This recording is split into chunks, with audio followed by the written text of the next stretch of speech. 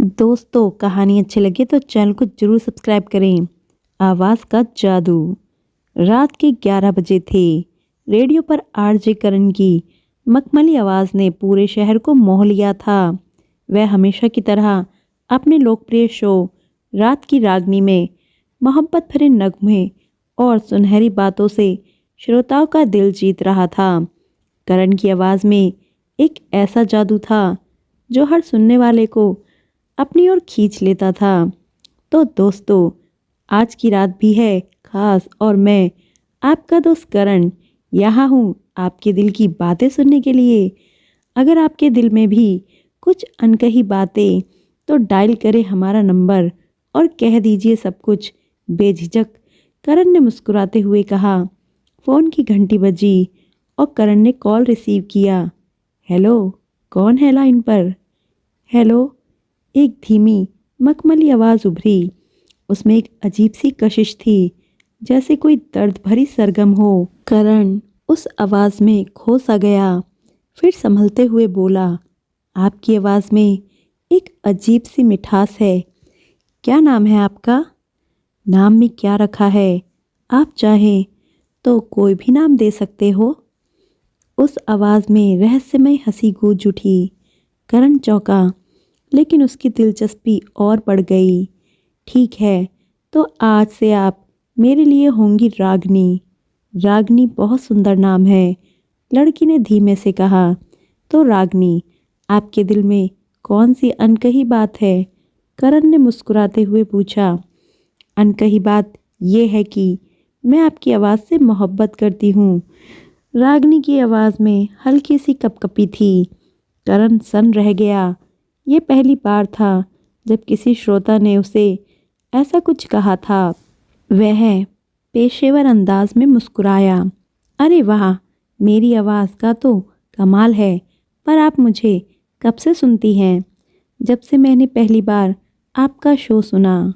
आपकी बातें दिल को छू जाती हैं, रागनी ने धीमे से कहा।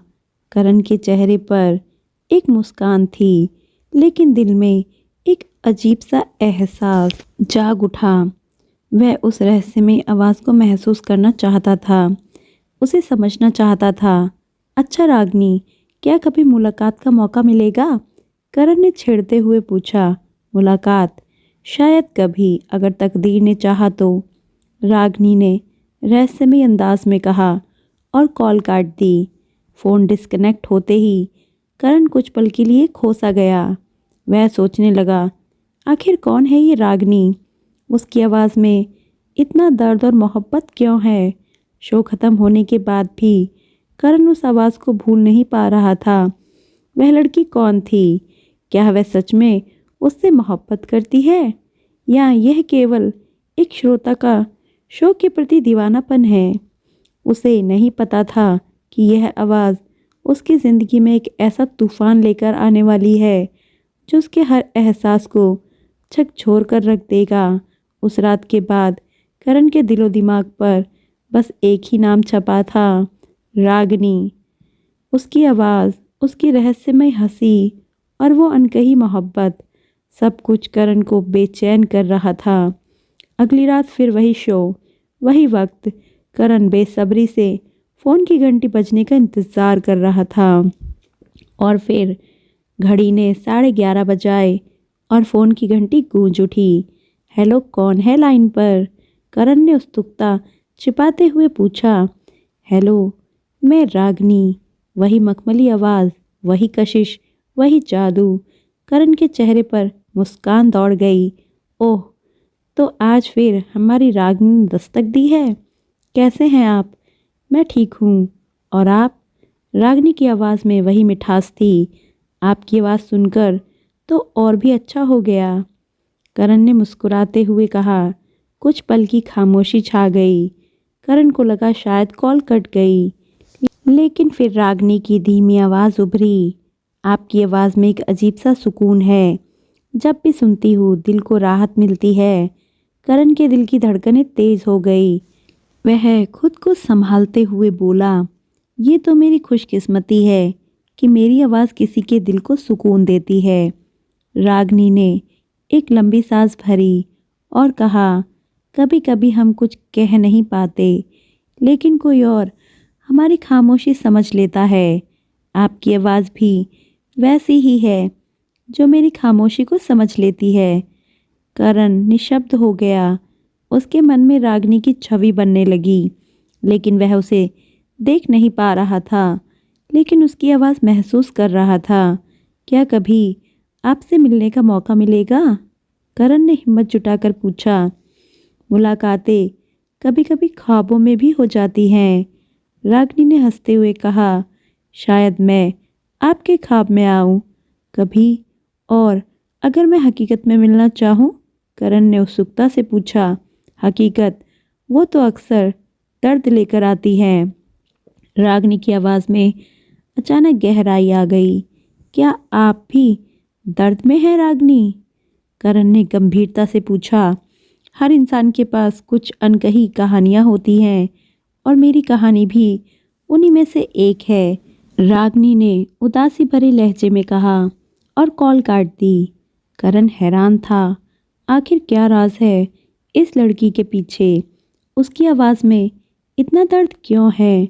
कौन है वो, और वो अपने बारे में क्यों नहीं बताती? रात भर करण करवटें बदलता रहा। रागिनी की बातों ने उसके दिल में सैकड़ों सवाल पैदा कर दिए थे। वो उसकी आवाज़ से प्यार करने लगा था, लेकिन वो कौन है, कहाँ रहती है, कुछ नहीं जानता था। अगले दिन करण ने अपने सबसे करीबी दोस्त अमन को रागिनी के बारे में बताया। यार, ये तो किसी फिल्म की कहानी जैसा लग रहा है। आवाज़ से प्यार? अमन ने चुटकी ली। मजाक मत उड़ा अमन, उसकी आवाज़ में कुछ खास है, और उसका दर्द, उसकी खामोशी, सब मुझे अपनी ओर खींच रहा है। करण ने गंभीरता से कहा। तो मिल ले उससे, शो में उसे मिलने के लिए बुला ले, अमन ने सुझाव दिया। मैंने कोशिश की, लेकिन वो हर बार टाल जाती है, जैसे उसे किसी चीज़ का डर हो। करण ने चिंतित स्वर में कहा। अमन ने करण के कंधे पे हाथ रखा। देख भाई, प्यार में धैर्य रखना पड़ता है। अगर वो सच में तुझसे जुड़ी है तो एक दिन ज़रूर मिलेगी। करण ने सिर हिलाया। मैं इंतज़ार करूँगा, चाहे जितना वक्त लगे। उस रात करण ने शो में अपनी मनपसंद गज़ल बजाई, जो रागिनी के लिए थी। हजारों ख्वाहिशें ऐसी कि हर ख्वाहिश पे दम निकले। फ़ोन की घंटी फिर बजी। करण का दिल जोर से धड़कने लगा। हेलो, कौन है लाइन पर? मैं, रागिनी। वही जादुई आवाज़, लेकिन इस बार उसमें हल्की सी सिसकी छिपी थी। करण की आवाज़ में चिंता झलक पड़ी। क्या हुआ रागिनी, आप रो रही हैं? नहीं, कुछ नहीं, रागिनी ने खुद को संभालते हुए कहा। बस आपकी ये गज़ल मुझे कहीं दूर ले गई। कहाँ? करण ने धीरे से पूछा। एक ऐसे सफ़र पर जहाँ से वापस आना मुश्किल है। रागिनी की आवाज़ में दर्द था। करण चुप हो गया। वह उसकी तकलीफ़ महसूस कर सकता था, लेकिन उसे समझ नहीं पा रहा था। क्या मैं आपकी मदद कर सकता हूँ? करण ने दिल से पूछा। नहीं, कुछ तकलीफ़ें सिर्फ वक्त ही ठीक कर सकता है, रागिनी ने धीरे से कहा, और कॉल काट दी। इस बार करण की आंखें भीग गई। वो एक अनजान लड़की के दर्द में खुद को डूबता हुआ महसूस कर रहा था। वह जानता था कि यह सिर्फ आवाज़ का जादू नहीं है, ये मोहब्बत थी जो उस अनदेखी, अनजानी लड़की से हो गई थी। रागिनी की रहस्यमयी बातें करण के दिल और दिमाग में गूंज रही थी। उसे पहली बार किसी अनदेखी अनजानी लड़की से हो गई थी। रागिनी की रहस्यमयी बातें करण के दिल और दिमाग में गूंज रही थी। उसे पहली बार किसी अनदेखी अनजानी लड़की की इतनी फिक्र हो रही थी। वो जानना चाहता था कि आखिर रागिनी की ज़िंदगी में कौन सा ऐसा दर्द है जो उसे इतनी तकलीफ़ दे रहा है। अगले कुछ दिनों तक रागिनी का फ़ोन नहीं आया। करण हर रात शो में उसका इंतज़ार करता, लेकिन वह गायब हो गई थी। उसकी बेचैनी बढ़ती जा रही थी। अमन ने उसे समझाया, शायद वो किसी परेशानी में हो। थोड़ा समय दे उसे। लेकिन करण को चैन नहीं आ रहा था। उसे शो में अनजाने ही एक दिन कह दिया, रागनी अगर तुम मेरी बात सुन रही हो तो प्लीज़ एक बार कॉल करो। मैं बस इतना जानना चाहता हूँ कि तुम ठीक हो। वह रात भी गुजर गई लेकिन रागनी का फ़ोन नहीं आया। फिर एक रात जब करण शो ख़त्म करके स्टूडियो से बाहर निकला तो उसके फ़ोन पर एक मैसेज आया, मुझे ढूंढने की कोशिश मत करना, मेरी दुनिया बहुत अंधेरी है और मैं तुम्हें उस अंधेरे में नहीं घसीटना चाहती। मैसेज पढ़कर करण का दिल बैठ गया। वह बुरी तरह घबरा गया। आखिर कौन सा अंधेरा था जिससे रागनी उसे बचाना चाहती थी। अमन को जब यह बात पता चली तो उसने सुझाव दिया, करण हो सकता है वो किसी बड़ी परेशानी में हो, क्यों ना हम उसे ट्रैक करने की कोशिश करें। करण को यह ख्याल ठीक लगा। वह अपने टेक्निकल एक्सपर्ट दोस्त नीरज से मिला जो ऐसे मामलों में माहिर था। क्या तुम इस नंबर को ट्रेस कर सकते हो? करण ने नीरज से पूछा। नीरज ने फ़ोन नंबर देखा और बोला, ये थोड़ा मुश्किल है क्योंकि ये नंबर बार बार बदल रहा है, लेकिन मैं अपनी तरफ से पूरी कोशिश करूँगा। अगले कुछ दिनों तक करण को रागनी की कोई खबर नहीं मिली। उसका शो भी फीका पड़ने लगा था क्योंकि उसके दिल में बसा सस्पेंस उसे ठीक से काम करने नहीं दे रहा था। फिर एक रात नीरज का फ़ोन आया, करण मैंने उस नंबर को ट्रेस कर लिया है। ये लोकेशन शहर के पुराने हिस्से की है, एक पुरानी हवेली के पास। करण ने बिना समय गवाए अमन को साथ लिया और उस लोकेशन की तरफ निकल पड़ा। हवेली बहुत पुरानी और जर्जर हालत में थी। वह चारों ओर सन्नाटा पसरा हुआ था। क्या रागनी सच में यहाँ रहती है? अमन ने हैरान होकर पूछा। मुझे नहीं पता, लेकिन मेरा दिल कहता है कि हमें अंदर जाना चाहिए, करण ने दृढ़ता से कहा। दोनों धीरे धीरे हवेली के अंदर गए। वहाँ अजीब सी ठंडक और एक अजनबी सी गंध थी। अचानक करण को एक कमरे से हल्की हल्की सिसकियों की आवाज़ सुनाई दी। अमन सुनो, कोई रो रहा है, करण ने फुसफुसाते हुए कहा। दोनों उस कमरे की ओर बढ़े। दरवाज़ा थोड़ा खुला हुआ था। अंदर झांकने पर उन्होंने देखा एक लड़की फर्श पर बैठी थी। उसका चेहरा घूंघट से छुपा हुआ था और वह फूट फूट कर रो रही थी। करण का दिल जोर से धड़कने लगा। क्या क्या ये रागनी है? अमन ने धीरे से पूछा। मुझे नहीं पता, लेकिन मुझे उससे बात करनी होगी, करण ने हिम्मत जुटाते हुए दरवाज़ा खटखटाया। लड़की ने चौंक कर सिर उठाया। उसकी आंखों आंसुओं से भरी थी। कौन हो तुम? लड़की ने घबराते हुए पूछा। करण ने नरम आवाज़ में कहा, मैं करण हूँ, रेडियो जॉकी। क्या तुम रागनी हो? लड़की की आंखें हैरानी से फैल गई और उसकी सांसें तेज हो गई। ना नहीं, मेरा नाम रागनी नहीं है, उसने घबरा कर कहा और खिड़की की तरफ भागी। करण ने उसे रोकने की कोशिश की। रुको, मैं तुम्हें चोट नहीं पहुंचाऊंगा, मुझे बस ये जानना है कि तुम ठीक हो या नहीं। लेकिन लड़की बिना कुछ कहे खिड़की से कूदकर भाग गई। करण और अमन दौड़कर खिड़की तक पहुंचे, लेकिन अंधेरे में वह कहीं गायब हो चुकी थी। अमन ने करण की ओर देखा। क्या हम किसी मुसीबत में पड़ने वाले हैं? करण ने हताश होकर कहा, मुझे नहीं पता, लेकिन अब मैं रागनी को ढूंढ कर ही रहूंगा, चाहे इसके लिए मुझे कुछ भी करना पड़े। उस रात करण के मन में अनगिनत सवाल उठे। कौन थी वो लड़की? क्या वह सच में रागनी थी? और अगर नहीं तो फिर रागनी कहाँ है? क्या सच में उसकी दुनिया इतनी अंधेरी है कि वह उसे उजाले में नहीं ला सकती?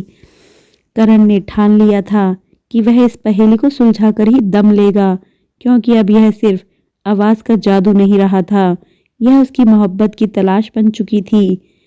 करण उस रात ठीक से सो नहीं सका। उसकी आंखों के सामने बार बार उस लड़की का चेहरा घूम रहा था जिसकी आंखें आंसुओं से भरी थी। वह सोच रहा था, क्या वो सच में रागनी थी? अगर नहीं तो फिर वह वहाँ क्या कर रही थी? सुबह होते ही वह अमन के पास गया और बोला, मुझे फिर से उस हवेली में जाना है, वहाँ कुछ तो है जो हमें पता लगाना होगा। अमन ने हैरानी से पूछा, क्या तुम पागल हो? रात में वो जगह और भी भयानक लग रही थी और वो लड़की, कहीं ये किसी भूत प्रेत का चक्कर तो नहीं? करण ने गंभीरता से कहा, मुझे नहीं पता, लेकिन मैं रागिनी को ये अंधेरे सवालों के बीच नहीं छोड़ सकता। अगली रात वे फिर से उस हवेली में गए। इस बार वे और भी सतर्क थे। जैसे ही वे अंदर पहुंचे, हवेली में वही सन्नाटा और ठंडक थी। अचानक उन्हें एक पुराने झूले की चिरचिराहट सुनाई दी। करण और अमन ने उस ओर देखा जहां झूला धीरे धीरे हिल रहा था, मानो किसी ने उसे अभी अभी धक्का दिया हो।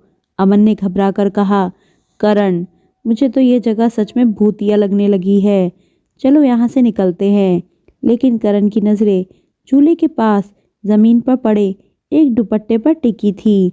अमन, यह वही दुपट्टा है जो उस लड़की ने पहना था। अचानक उन्हें फिर से वही सिसकियों की आवाज़ सुनाई दी जो पिछली रात सुनी थी। इस बार वे बिना डरे उस आवाज़ की ओर बढ़े। आवाज़ हवेली के तहखाने से आ रही थी। तहखाने का दरवाज़ा पुराना और जंग लगा हुआ था, लेकिन अमन ने उसे धक्का देकर खोला। अंदर गुप्त अंधेरा था। करण ने टॉर्च जलाया और दोनों नीचे उतरने लगे। जैसे ही वे नीचे पहुंचे, उन्हें एक कोने में वही लड़की बैठी दिखी। वह सिसक रही थी और उसका चेहरा घूंघट में छुपा था। करण ने पास जाकर धीरे से कहा, डरो मत, हम तुम्हें कोई नुकसान नहीं पहुंचाएंगे। लड़की ने घबराकर सिर उठाया और बोली, तुम फिर आ गए? करण ने नरम आवाज में पूछा, क्या तुम रागिनी हो? लड़की ने जोर से ना में सिर हिलाया, नहीं, मेरा नाम रागिनी नहीं है। करण ने हैरानी से पूछा, फिर तुम यहाँ क्या कर रही हो? और उस रात तुम हमसे क्यों भाग गई? लड़की ने आंसू पोंछते हुए कहा, क्योंकि मुझे यहाँ से बाहर जाने की इजाज़त नहीं है। करण और अमन चौंक गए। अमन ने पूछा, किसने तुम्हें यहाँ कैद करके रखा है? लड़की ने सहमी हुई आवाज़ में कहा, वही जिसने रागिनी को मारा था। करण और अमन की रगों में सिहरन दौड़ गई। करण ने हैरानी से पूछा, क्या रागिनी मर चुकी है? लड़की ने दुखी होकर कहा, हाँ, और मैंने रागिनी दीदी को मारते हुए देख लिया था, इसलिए मुझे भी इस हवेली में कैद कर दिया गया है, ताकि मैं किसी को सच ना बताऊं।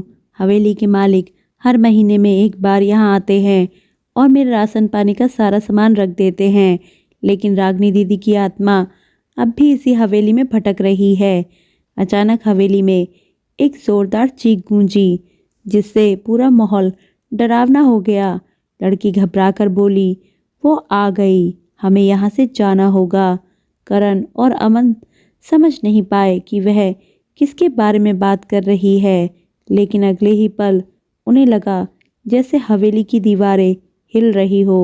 अमन ने घबराकर कहा, करण, ये जगह सच में भूतिया है, चलो यहाँ से भागते हैं। लेकिन करण को अभी भी रागिनी की सच्चाई जाननी थी। वह लड़की से बोला, प्लीज़ हमें सच बताओ, यह सब क्या है? लड़की ने कांपते हुए कहा, रागिनी को यहाँ बहुत दर्द और तकलीफ़ें दी गई और उसे मारकर इसी तहखाने में दफना दिया गया। उसकी आत्मा अभी भी इंसाफ के लिए भटक रही है। करण के होश उड़ गए। उसे यकीन नहीं हो रहा था कि वह जिस रागिनी की आवाज़ से प्यार कर बैठा था, वो अब इस दुनिया में नहीं है। लेकिन सवाल यह था कि रागिनी की आवाज़ अभी भी रेडियो पर कैसे आ रही थी। तभी हवेली में फिर से वही चीख गूंजी और हवा के साथ एक साया उस तहखाने में उतर आया। करण और अमन की आंखें फटी रह गई। वह साया धीरे धीरे आकार लेने लगा और उसके चेहरे पर घूंघट था, ठीक उसी लड़की की तरह। लड़की ने कांपते हुए कहा, ये रागिनी की आत्मा है। करण को यकीन नहीं हो रहा था। दोस्तों, अगर कहानी अच्छी लग रही हो तो प्लीज़ एक लाइक कर दें, क्योंकि लाइक करने में कोई पैसे नहीं लगते, लेकिन हमें मोटिवेशन मिलता है। क्या ये सच में रागिनी की आत्मा है या फिर इसके पीछे कोई और गहरा राज छुपा है? तहखाने में घना अंधेरा और सन्नाटा था, लेकिन उस साए की मौजूदगी ने माहौल को और भी भयानक बना दिया था। करण, की सांसें तेज हो गई। वह अपनी आंखों पर यकीन नहीं कर पा रहा था। वह साया धीरे धीरे उसके करीब आ रहा था और हवा में एक अजीब सी ठंडक खुल गई थी। अमन ने कांपते हुए कहा, करण, हमें यहाँ से भागना चाहिए। ये सच में भूत है। लेकिन करण अपनी जगह से हिला तक नहीं। उसके दिल में बस एक ही सवाल था, क्या ये रागनी है? साय ने अपना घूंघट धीरे धीरे उठाया और करण को उसके चेहरे की हल्की झलक मिली। वो चेहरा बहुत सुंदर था, लेकिन उस पर उदासी और दर्द की परछाइयाँ थी। करण की आवाज़ काँप गई। तुम रागनी हो? साय ने सिर हिलाया और एक धीमी दर्द भरी आवाज़ गूंजी। हाँ, मैं रागनी हूँ। करण की आंखें भर आई। उसने हजारों बार उस आवाज़ को अपने शो में सुना था, लेकिन आज उसे इस रूप में देखकर उसका दिल टूट गया। तुम यहाँ कैसे? करण ने कांपती आवाज़ में पूछा। रागनी की आत्मा ने दुखी होकर कहा, मुझे यहाँ कैद कर दिया गया है, हमेशा के लिए। अमन ने घबराकर पूछा, किसने और क्यों? रागनी की आत्मा की आंखों में आंसू थे। जिसने मुझसे मेरा सब कुछ छीन लिया, मेरी जिंदगी, मेरी खुशियाँ और मेरी मोहब्बत। करण ने चौंक कर पूछा, मोहब्बत? तुम्हें किससे मोहब्बत थी? रागनी की आत्मा ने दर्द भरी मुस्कान के साथ कहा, तुमसे। करण के पैरों तले जमीन खिसक गई। माँ, मुझसे? वह हक्का बक्का रह गया। हाँ, तुम्हारी आवाज़ ने मुझे जीने की वजह दी थी। हर रात मैं तुम्हारा शो सुनती थी और लगता था जैसे तुम सिर्फ मुझसे बातें कर रहे हो। करण की आंखों में आंसू आ गए। उसे समझ नहीं आ रहा था कि वे क्या कहे। रागनी की आत्मा ने आगे कहा, लेकिन मेरी किस्मत में सिर्फ दर्द और अंधेरा था। मुझे मेरी ही हवेली में कैद करके मार डाला गया। अमन ने हैरानी से पूछा, लेकिन क्यों और किसने? रागनी की आत्मा का चेहरा गुस्से से लाल हो गया। मेरे अपने चाचा ने, क्योंकि मेरे पिता की सारी संपत्ति मेरे नाम थी। उन्होंने मुझे मारकर सब कुछ हड़प लिया। करण और अमन के होश उड़ गए। करण ने गुस्से से कहा, मैं उसे उसके गुनाह की सज़ा दिलवाऊंगा। रागनी की आत्मा ने दुखी होकर कहा, लेकिन मैं इंसाफ कैसे पाऊंगी? मेरी लाश अभी भी इस तहखाने में दफन है, बिना किसी को बताए। करण ने दृढ़ता से कहा, मैं तुम्हें इंसाफ दिलवाऊंगा रागिनी, चाहे इसके लिए मुझे कुछ भी करना पड़े। अमन ने सहमति में सर हिलाया। हम पुलिस को सब कुछ बताएंगे और तुम्हारी लाश को ढूंढेंगे। रागिनी की आत्मा ने धन्यवाद भरी नज़रों से उन्हें देखा। अगर तुम मुझे इंसाफ दिला सके तो मेरी आत्मा को शांति मिल जाएगी। अचानक हवेली में फिर से चीखें गूंजने लगी और साया धीरे धीरे धुंधला होकर गायब हो गया। करण और अमन ने तुरंत पुलिस को खबर दी। पुलिस ने तहखाने की खुदाई शुरू की और जैसा रागनी ने बताया था, वहां से उसकी लाश बरामद हुई। उसके चाचा को गिरफ्तार कर लिया गया और उस नौकरानी ने भी रागनी की मौत की गवाही दी, जिसकी वजह से उसने अपने गुनाह कबूल कर लिए। लेकिन कहानी यही ख़त्म नहीं हुई। एक रात जब करण शो कर रहा था तो फिर से वही कॉल आई। हेलो करण। वही जानी पहचानी प्यारी आवाज़ गूंजी। करण के होठों पर मुस्कान आ गई। रागनी। रागनी की आवाज़ में सुकून था। हाँ, अब मैं आज़ाद हूँ और तुम्हारी मोहब्बत हमेशा मेरे साथ रहेगी। आवाज़ हवा में खुल गई और फिर कभी वापस नहीं आई। करण की आंखों में आंसू थे, लेकिन वह मुस्कुरा रहा था। रागनी की आत्मा को इंसाफ और शांति मिल चुकी थी और उसकी मोहब्बत हमेशा के लिए अमर हो गई थी। दोस्तों, कहानी यहीं समाप्त होती है। यह थी आवाज़ का जादू की पूरी कहानी। आपको ये कहानी कैसी लगी? दोस्तों, कहानी अच्छी लगी हो तो चैनल को ज़रूर सब्सक्राइब करें, वीडियो को लाइक करें और अगर आपको ऐसी और भी कहानी चाहिए तो मेरे चैनल को सब्सक्राइब कर लें। धन्यवाद।